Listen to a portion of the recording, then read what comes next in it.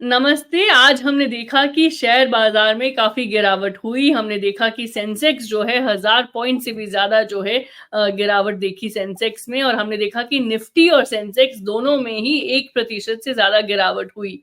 तो क्या कारण है इस गिरावट का और ये मार्केट मोमेंटम जो है ऐसे क्यों दिख रहा है, वॉलेटिलिटी क्यों दिख रही है स्टॉक मार्केट्स में? ये सारी बातें डिकोड करने के लिए हमारे साथ हैं आनंद लड्डा, ये फाउंडर हैं इन्वेस्ट आज फॉर कल के, ये म्यूचुअल फंड डिस्ट्रीब्यूटर भी हैं।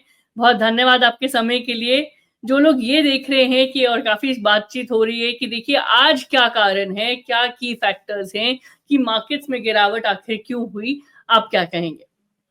देखिए, स्टॉक मार्केट 3 फैक्टर्स पे चलता है। पहला होता है फंडामेंटल, दूसरा होता है टेक्निकल जो हमेशा काम करता है। पर जब तीसरा फैक्टर काम आने लग जाता है तो पहले 2 फैक्टर एक बार पीछे चले जाते हैं, थोड़ा साइड स्पेस ले लेते हैं और तीसरा फैक्टर होता है इमोशनल फैक्टर।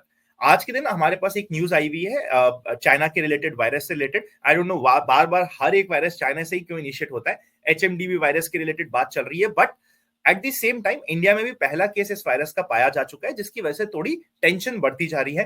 कर्नाटका गवर्नमेंट ने पूरी डिटेल इशू करी है कि आपको ये प्रिकॉशंस लेने हैं, पर at the same time Indian health ministry ने कहा है कि this is nothing to compare with Covid. Covid जैसा सीन नहीं होगा। और उन्हीं के स्टेटमेंट को अभी ब्रिज कैंडी के ऑफिशियल डॉक्टर ने भी बैक करते हुए एक स्टेटमेंट इशू किया है कि ये वायरस ऑलरेडी पिछले 60 सालों से इंडिया में, रादर वर्ल्ड में है।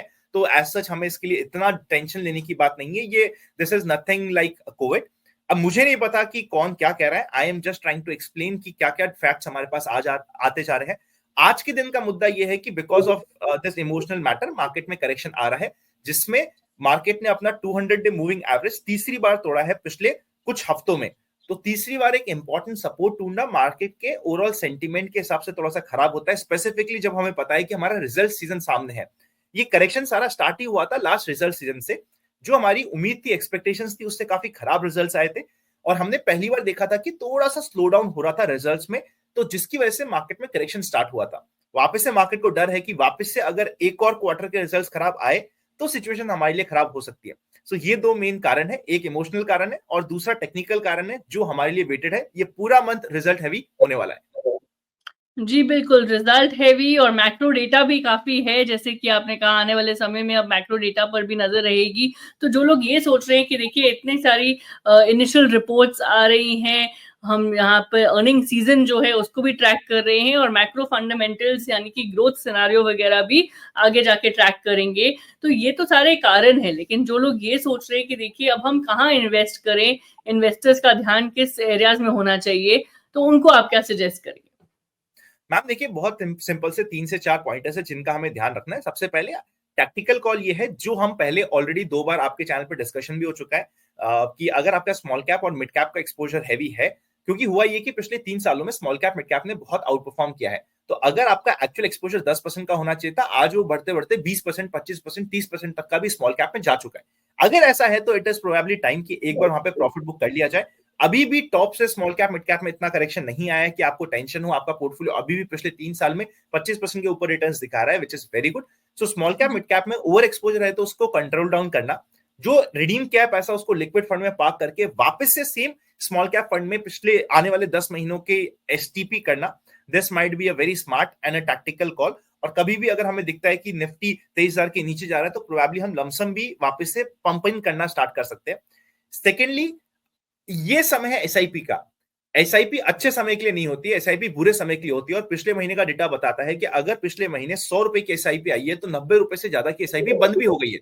मतलब एसआईपी बंद होने का नंबर बढ़ते जा रहा है, विच इज वेरी रॉन्ग। अगर आप सिर्फ अच्छे समय के लिए एसआईपी करने आए थे तो प्रोबेबली एसआईपी आपके लिए नहीं है, आपको नहीं करनी चाहिए। जब मार्केट टूट रहा है, मार्केट में डिप्स आ रहे हैं, वॉलिटिलिटी आ रही है, ये बेस्ट समय होता है एसआईपी करने का। सो एसआईपी तो आपको चलानी ही है। मोर देन दैट, अपनी एसआईपी को अगर आपके फंड फ्लो अलाउ करता है, हो सकता है सबका अलाउ नहीं कर रहा, बट अगर फंड्स फ्लो अलाउ कर रहे हैं तो अगले 6 से 8 महीने के लिए डबल डाउन भी करना है, जो आपको इवेंचुअली लॉन्ग टर्म में आप देखेंगे कि आपने ज्यादा यूनिट्स कलेक्ट कर दिए मार्केट के करेक्शन में। And third and finally, long term goal, long term picture को ध्यान रखिए, एसेट एलोकेशन को फॉलो कीजिए।